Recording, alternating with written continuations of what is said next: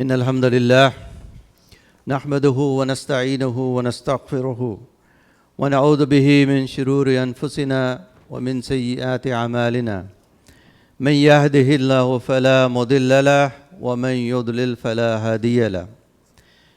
Indeed, all praise is to Allah subhanahu wa ta'ala. We praise Him, we seek His help, and we seek His forgiveness. We seek refuge with Allah subhanahu wa ta'ala from the evils of our own self and from our own bad actions.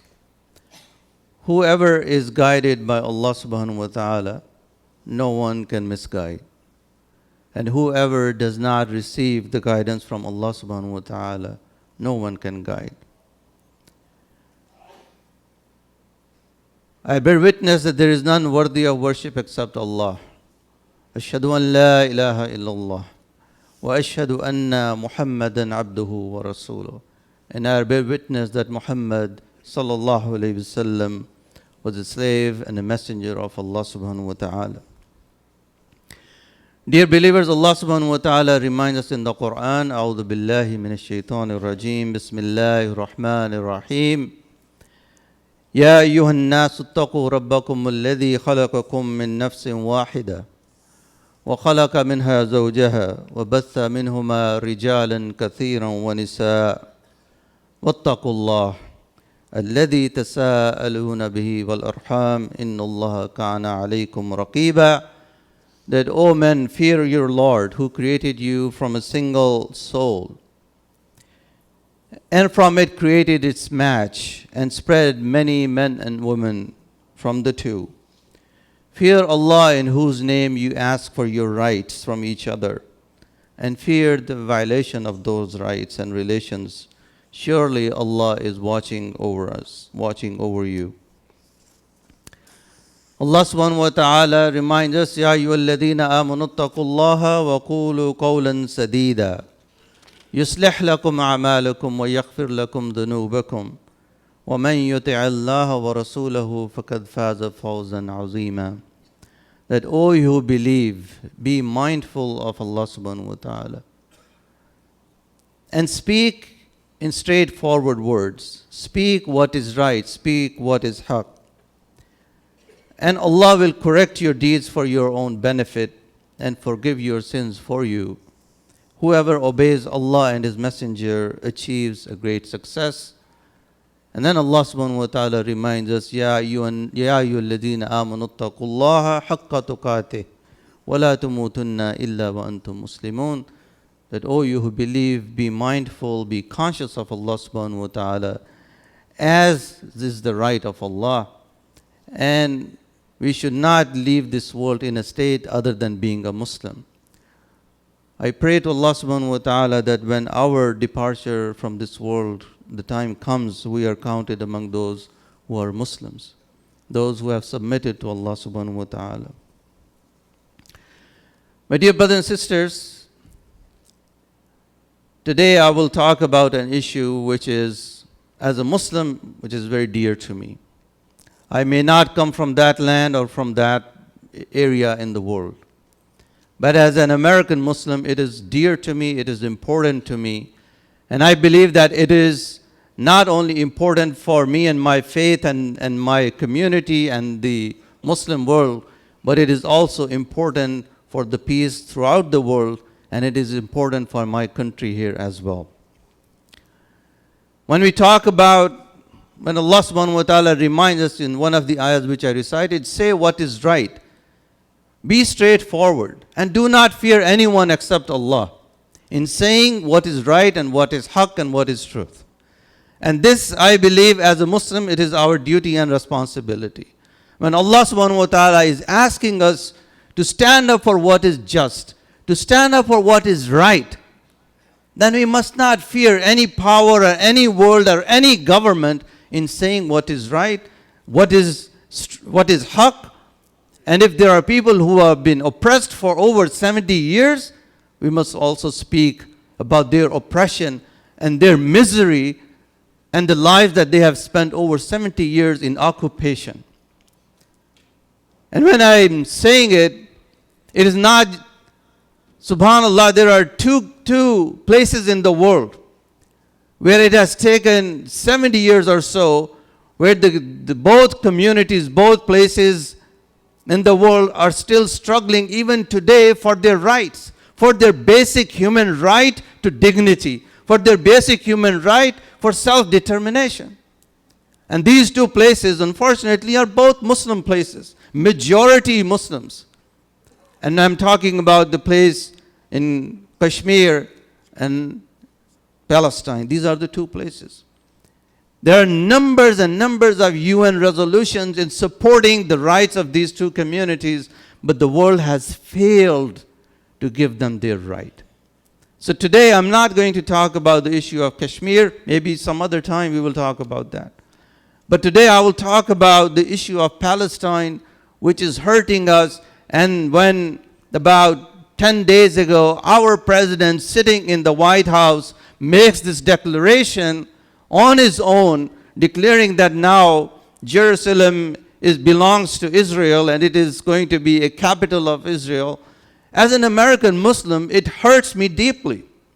It frustrates me that why the president of the country, who is supposed to be the president of all Americans, not just one community or people who have voted for him, when he sits in the office, he has the responsibility to make sure that the rights of all citizens of the country are protected. He has to make sure that the nation is protected from other forces. He has to make sure that any decision he makes while sitting in that office impacts not only Americans, American Muslims, or people of all faiths, but it has global implications. And he cannot just make these decisions thinking that now he is sitting there and he can make these decisions, and by doing so, hurting the lives of millions and millions of people, hurting the faith of over 1 billion people in the world, almost 1.5 or 6 billion people in the world, hurting the feelings of that many people throughout the world. And not only that, by doing so, he has gone against the international community. He has gone against the UN resolutions. And he made this decision on his own without even listening to his advisors. So as an American Muslim, I am hurting because of the decision made by the President of the United States. Why is it important for me? In many of the meetings when we go and meet people of other faith in our interfaith programs, people ask this question sometimes, that why is it important for American Muslims to worry so much about what is going on in Palestine? For us, it is the third most sacred place as a Muslim, no matter where I come from, no matter where I live, that place has the status of the third most sacred place after Mecca and Medina Sharif. That place is important to me. This is the place where my beloved Prophet ﷺ ascended to the heavens. This is the place from where Rasulullah ﷺ went to the heavens and was given all the hidayat about our salah and other. And this is where Rasulullah ﷺ saw the heavens and the hell. That is important for us as an American Muslim. This is the place that we Muslims prayed. That was the Qiblatul Awwal for Muslims. And this is important for us. And Allah subhanahu wa ta'ala reminds us, Subhanalladhi asra bi'abdihi laylan min al-masjid al-haram ila al-masjid al-aqsa alladhi barakna hawlahu linuriyahu min ayatina innahu huwa as-sami'ul basir. That glorified to be he, the associate who took his slave Muhammad sallallahu alaihi wasallam for a journey by night from Masjid al-Haram to Masjid al-Aqsa, the neighborhood whereof we have blessed, in order that we might show him of our ayat. It is important for me as a Muslim because my beloved Prophet sallallahu alaihi wasallam was taken to that place from his home, and from there he was taken up to the heavens. My dear brothers and sisters, This year, 2017, marks the 100th year of when the first time in 1917, Lord Balfour, sitting in England, makes this declaration. And he sends this letter to Lord Rothschild, explaining that now Queen of England is supporting this idea that Jews from all the world should have a place of their own. So this is 100 years off from that action. So when President signs in 2017, he basically is making a stamp on the letter that was written in 1917 and the declaration that was written in 1917. This year also marks the 50th anniversary of 1967 war, known as the Six-Day War in Israel, in which Israel occupied the rest of the 22% of the historic Palestine and Jerusalem. At the end of that war, in which 350,000 Palestinians were forcefully expelled from their homes, many for the second time since the Nakba. Israel's occupation of Palestine from that day was complete when they took over after the 1967 war. This occupation is illegal, this occupation is inhuman, and this occupation is unjust. The American Muslim community is tied to that issue of Palestine because every major funder in this country, organizations and activists who are active in creating this rise of Islamophobia in the country, they're also part of that which we are seeing now by the president. So this network is connected with the hardline pro-Israel lobby. So when you look at the reports by CARE or other independent institutions that who is behind this funding of Islamophobia, you will see many of the names that who are funding Islamophobia in the country are also the ones that are very hardline Zionist groups lobbying for Israel. Christian Zionists, there are people who are known as Christian Zionists, also make up a significant percentage of this group. As anti-Muslim bigot Daniel Pipes once said, the political empowerment of American Muslims is a direct threat to Israel. And this is, I will come to later when we will talk about what we should do. So they think that American Muslims' activism in the political process is a direct threat to Israel. This is why they try to marginalize our community and many of our leaders from the democratic process by making us appear, that we are radioactive somehow. My brothers and sisters, in the words of the great American activist, civil rights leader Martin Luther King, where he said that injustice anywhere is a threat to justice everywhere. Injustice, if it takes place in anywhere in the world, has these ramifications of affecting justice in other places in the world. And we are seeing that. We are witnessing those things happening right now. This decision by the president further deteriorates America's relationship with the Muslim world. And we are seeing what is going on currently in the Muslim world, and America's standing where America has completely lost its leadership role when it comes to the world Muslim community.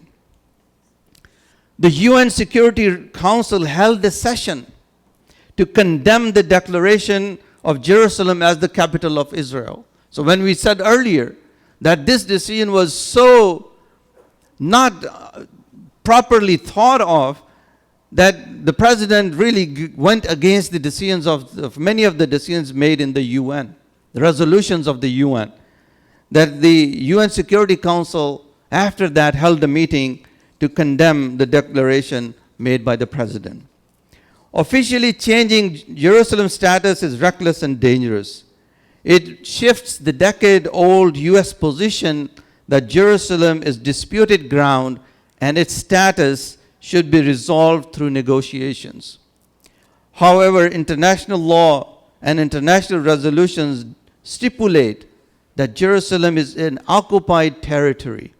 It is considered as an occupied territory. It does not belong to the state of Israel, and the native inhabitants of the city are being ethnically cleansed. This is an occupied territory since 1967, when Israel took over the Jerusalem, complete hold of the Jerusalem. UN Security Resolution 242, unanimously passed in 1967, calls for the withdrawal of Israeli forces from territories occupied in that conflict. So UN resolution was passed which completely says that this occupation of Jerusalem was by force and Israel should withdraw its forces from there. But more than 50 years have passed and this resolution has just yet to be implemented. And by the way, our country has always taken the side of Israel when it comes to passing of these resolutions and implementation of these resolutions. Then again in UN Security Council, the UN Security Council adopted in 1980 two binding resolutions again when it comes to Jerusalem, 476 and 478, by a vote of 14-0. And guess who abstained from it? US abstained from not voting in that resolution, or both of these resolutions. Both resolutions condemned Israel's attempt to change the physical character, demographic composition, and institutional structure of the holy city of Jerusalem. And we all know the issue of illegal settlements that behind all of this peace process are going on.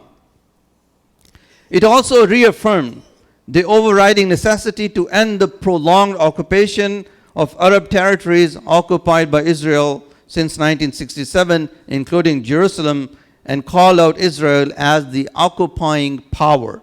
So my brothers and sisters, we are not making this a religious issue. When we talk about the issue of Palestine, I am presenting this because for us to understand that this is not only Muslims who are talking about it. It is the whole UN talking about it. It is all these nations who are sitting in the UN and the Security Council talking about this illegal occupation.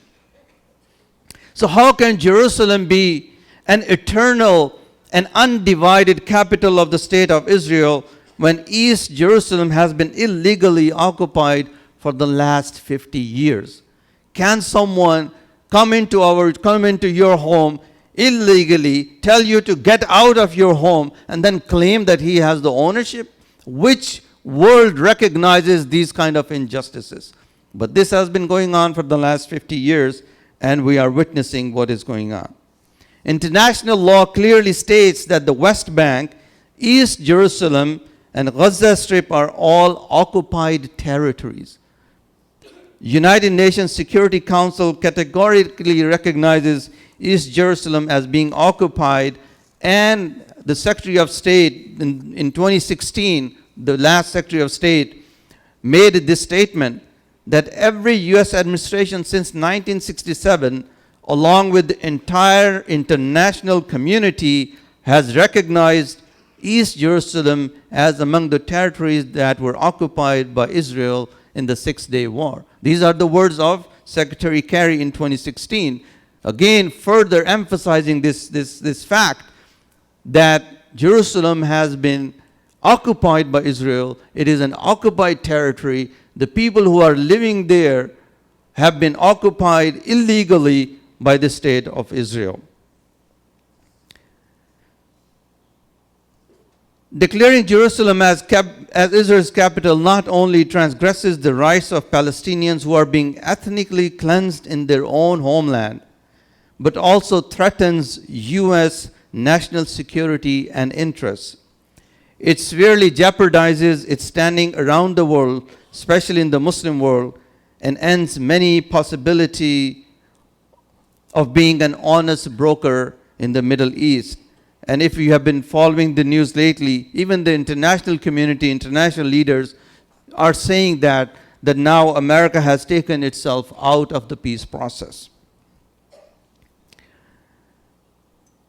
Living under brutal occupation for over half a century now, without any prospect for it to end, the Palestinian people, particularly in Jerusalem, have been living under Israeli incursions on their holy sites and have repeatedly revolted against the ceaseless occupation.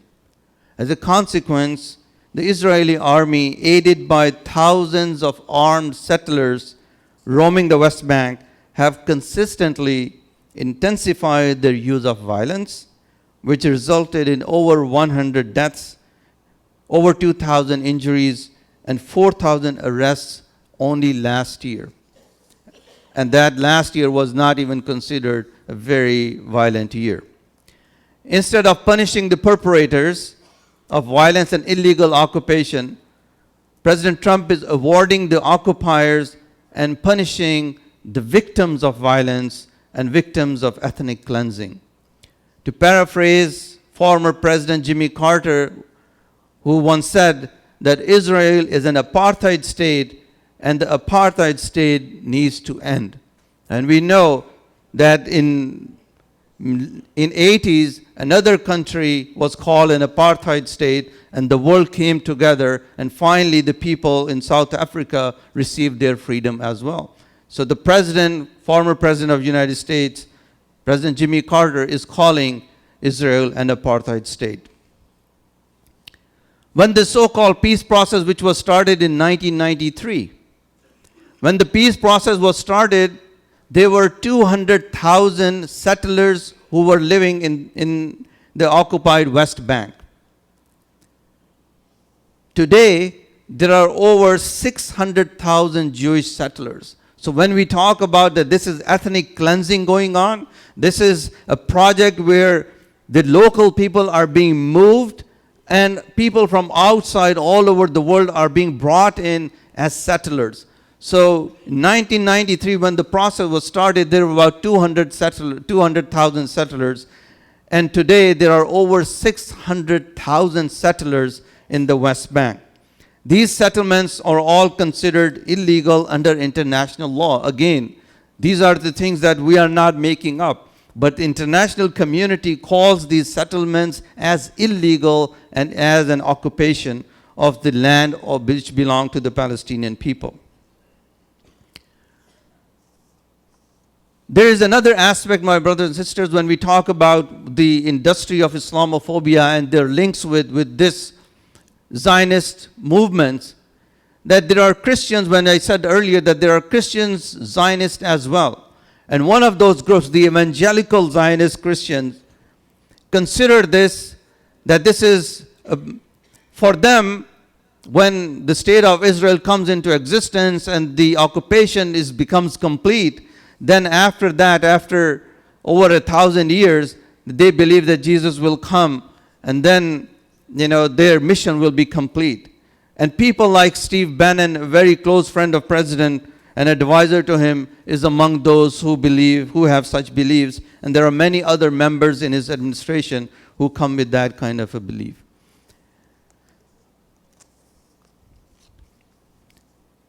We ask Allah subhanahu wa ta'ala to ease the suffering of the people of Palestine. We ask Allah subhanahu wa ta'ala to forgive us all and have mercy upon us. أقول قولي هذا أستغفر الله لي ولكم ولسائر المسلمين. أستغفر الله.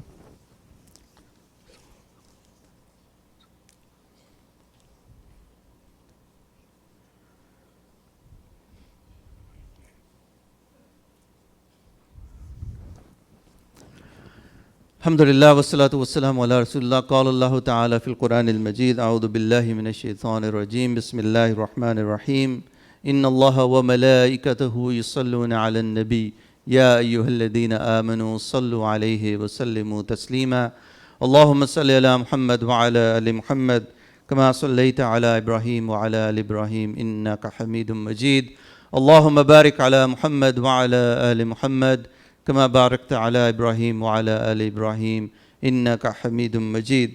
In conclusion, my brothers and sisters, I presented all of this very quickly. And what I said before earlier was that the reason for me to presenting to you all of these different resolutions and a brief, quick history of what has been going on for the last 70 years was that it is an issue which is not only a religious issue. Sometimes in the American media presents it in a way that this is a Muslim issue, this is a religious issue. But this is not only a religious issue. Yes, the people who are suffering are Muslims. But at the same time, this is a human rights issue. This is an issue of occupation. We have seen in the past, not so long ago, that there were nations who were our country supported for their liberation. South Sudan was created not very long ago. East Timor was created not very long ago. So it is not that we are presenting something which is a religious thing and it is a conflict which does not talk about human rights issues. This is about human rights. This is about human dignity. This is about people who have been living there for generations, so to just claim their right to their own land. This is all about what we are talking about. So as an American Muslim community, we have rights and we have responsibilities.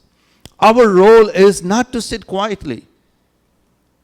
Injustice, we should not see any injustice and remain quiet.